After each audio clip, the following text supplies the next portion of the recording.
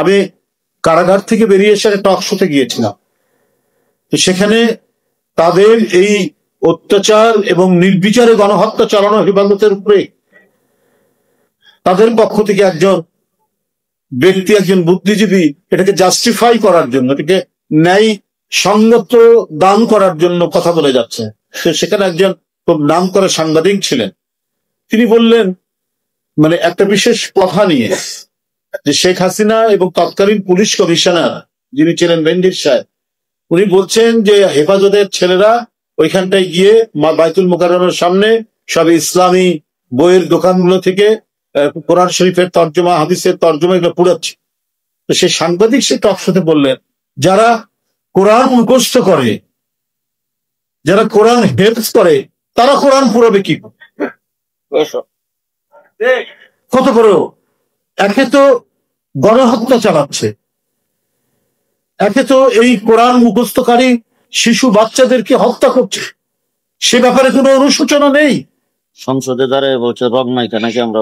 হ্যাঁ, সংসদে কথা বলেছে যে রক্তের স্রোত যখন রাজপথ দিয়ে ভেসে যাচ্ছে সেটাকে নিয়েও তামাশা করেছেন প্রধানমন্ত্রী তৎকালীন, যে রং মেখে নাকি তারা দাঁড়িয়েছে। কত বড় তামাশা, কত বড় উপহাস তারা সেই দিন করেছেন।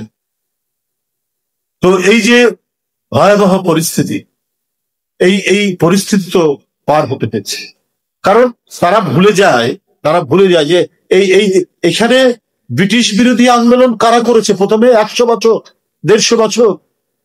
হাজী শরীয়তুল্লাহর দেশ এটা, পীর মহসিন উদ্দিন দুদু মিয়ার দেশ এটা, নিসার আলী তিতুমিরের দেশ এইটা। তাদের রক্ত, তাদের শহীদি আত্মদানের মধ্যে দিয়ে ব্রিটিশদের বিরুদ্ধে প্রথম প্রতিরোধ হয়েছে যে মাটিতে, এই বাংলার মাটিতে। সেখানে আপনি ইসলামকে উচ্ছেদ করে দিবেন, আপনি মাদ্রাসা উচ্ছেদ করে দেবেন, আপনি ইসলামী শিক্ষাকে বন্ধ করে দেবেন, এইটা তো হতে পারে না। এটা হয়নি।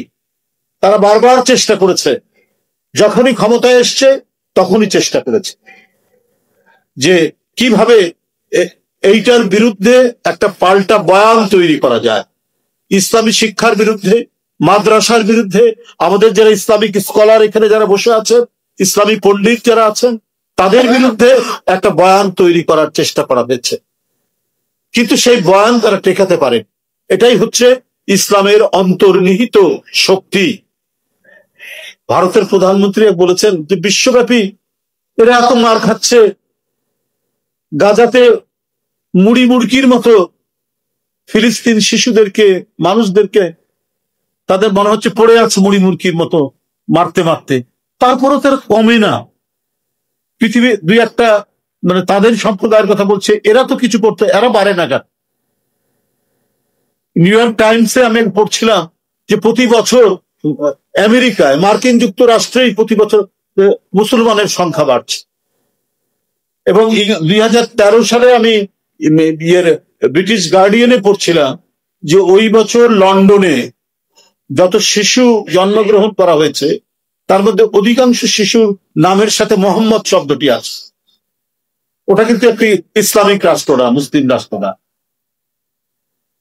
এত অপপ্রচার, এত হত্যা লীলা চালানো হচ্ছে, মুসলমানদের গণহত্যা চালানো হচ্ছে, তারপরেও এরা কমছে না। নিশ্চয়ই এই ইসলামের মধ্যে এমন একটি শক্তি রয়েছে যে শক্তি তাদের ঈমান, তাদের আকীদা, তাদের তাহজিব, তাদের তমুদ্দুন এটাকে বাঁচিয়ে রাখার জন্য সেটা দারুণ প্রেরণার সৃষ্টি করে বলেই সেই কাজটি পায়। কিন্তু কথা হচ্ছে ইসলাম কিন্তু একটা জিনিসকে, আমি যতটুকু পড়েছি, আমার অত জ্ঞান নাই, এখানে আলিম সাহেবরা, ইসলামী পণ্ডিতরা বসে আছেন, তবে আমার যতটুকু পড়ে মনে হয়েছে ইসলাম একটা জিনিসকে খুব ঘৃণা করে, ওটা মুনাফিকি, তাই না?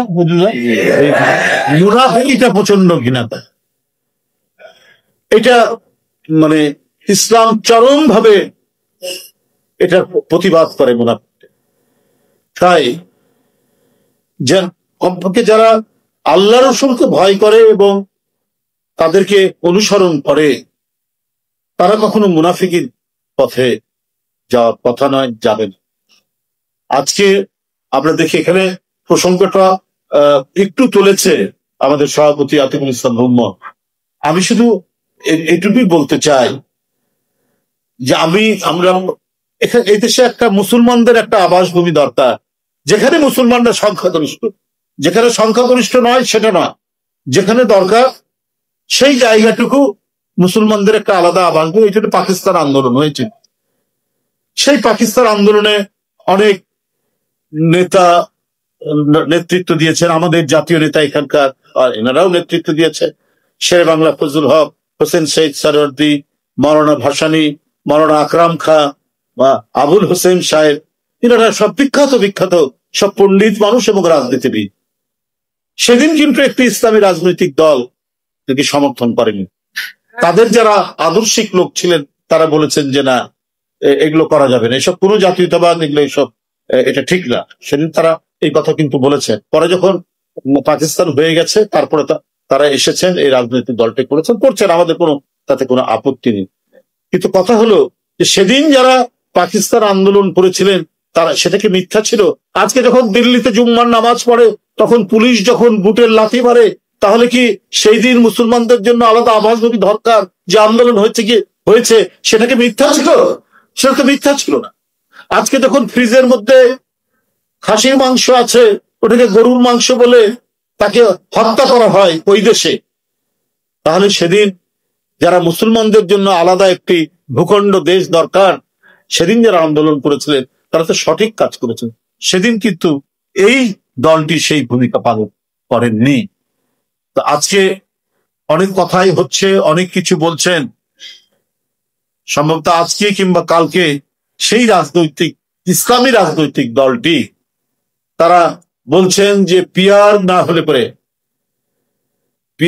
হলে পরে আমরা পিয়ারের জন্য আমরা তুমুল আন্দোলন গড়ে তুলব। তার সাংবাদিক সম্মেলন বলেছেন আনুপাতিক নির্বাচন যেটি। তা আপনাদের যে এতদিন আন্দোলন গেল, এত কিছু হলো, 16-17 বছর, হ্যাঁ আপনারাও গণতন্ত্রের জন্য আন্দোলন করেছেন, এখানে সমস্ত ইসলামিক রাজনৈতিক দলগুলো সবাই করেছে, আপনারাও করেছেন। সেদিন তো এই প্রসঙ্গ তোলেন, আজকে এটা এত বড় হলো কেন? এই বিষয়টাকে এত সিরিয়াসলি নিচ্ছেন কেন? এলাকার লোক যদি তার প্রতিনিধিকে চিনতে না পারে আগে থেকে, তাহলে তো মানুষ বিভ্রান্তিতে ভুগবে, মানুষ তো ইয়ে করতে পারবে না যে আমাদের প্রতিনিধি কে হবে। আজকে জুনায়েদ আল হাবিবি উনি যদি একটা এলাকা থেকে দাঁড়ান, উনি যদি আগে সেই এলাকায় পরিচিতি না থাকে, তাহলে মানুষ চিন্তা কি করবে যে উনি কে, উনার পরিচয় কি, উনি কি কোনো ব্যাংকের অফিসার ছিলেন, নাকি উনি ইসলামী স্কলার, না অন্য কি। কিন্তু একটা এলাকায় যেখানে তিনি কাজ করেছেন প্রত্যেকটা মানুষ তাকে চিনবে।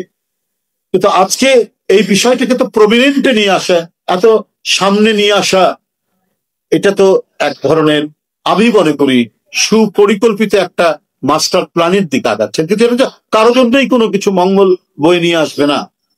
আমরা সম্প্রতি ইউনিভার্সিটিগুলোর যে নির্বাচন, সে নির্বাচনও আমরা দেখেছি, আপনারা ভিতরে ভিতরে দৃশ্যমান, এটা আমার কোনো কথার কথা নয়, কিন্তু একটা নির্বাচন হলে পরে, একটা কোনো কিছু ঘটনা হলে পরে সেখানে তো একটা অ্যানালাইসিসে আমরা দেখতে পাচ্ছি যে সেখানে যারা পরাজিত শক্তি তাদের লোকজনরা ভোট দিচ্ছেন একটি ছাত্র সংগঠনকে যারা নির্বাচিত হয়েছেন। এটা কেন হচ্ছে?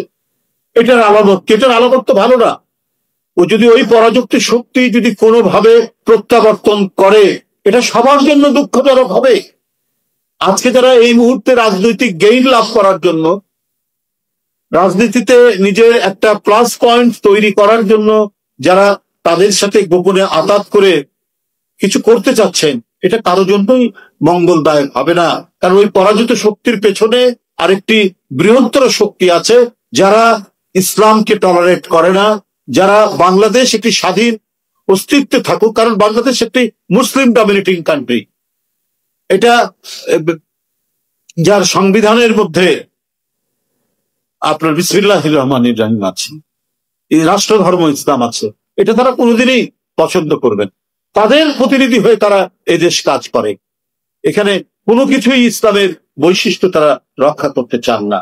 যদি তাদের পদে প্রত্যাবর্তন হয়, এটা কারো জন্যই মঙ্গলজনক হবে না, বরং এটা এক ধরনের ভয়াবহ তৈরি হবে পরিস্থিতি তৈরি।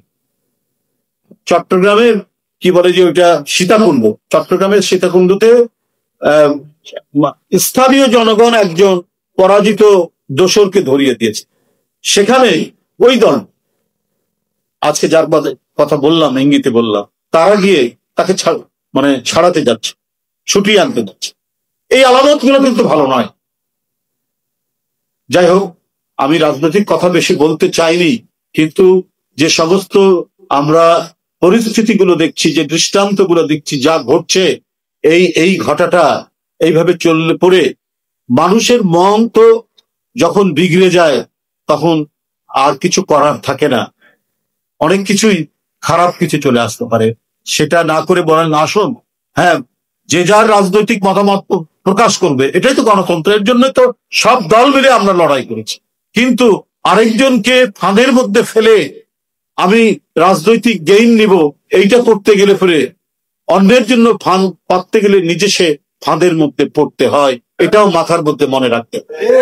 যাই হোক, আমি আল্লাহর কাছে দোয়া করছি, মোনাজাত করছি, আল্লাহ যেন এনামুল হাসান ফারুকীকে দ্রুত আরোগ্য লাভ করা। আমি তার আশু সুস্বাস্থ্য কামনা করছি। আমাদের ভারপ্রাপ্ত চেয়ারম্যান তার জন্য দোয়া করেছেন, এবং কালকেই যখন তিনি খবরটা পেয়েছেন তখনই আমাদের আতিকুল ইসলাম রুম্মনকে তিনি খবর দিয়েছেন আজকেই যেন তার কাছে যাওয়া যায়, যার কারণে ওরা হয়তো খুব দ্রুত সবার সাথে যোগাযোগ করতে পারেনি। আপনারা সবাই খবর পেয়ে আপনারা নিজেরাই যোগাযোগ করেছেন। এই জন্য আমরা বিএনপি পরিবারের পক্ষ থেকে আপনাদের একদিকে যেমন দুঃখ প্রকাশ করছি এবং আনন্দ প্রকাশ করছি যে আপনারা শুনেই সমস্ত এই মাদ্রাসার সাথে সংশ্লিষ্ট এবং এখানে ওলামায়ে ইকরামের যে মানুষরা, যে সমস্ত সংগঠনগুলি আছেন, জামায়াতে ওলামায়ে ইসলাম আছে, তারপর হেফাজতে ইসলামের নেতৃবৃন্দ যারা আছেন, অত্যন্ত সর্বজন শ্রদ্ধেয় মানুষ তারা। আমি তাদেরকে আন্তরিক ধন্যবাদ শ্রদ্ধা জানিয়ে এবং আবারও আমি এনামুল হাসান ফারুকীর সুস্বাস্থ্য কামনা করে আমি আমার বক্তব্য শেষ করছি।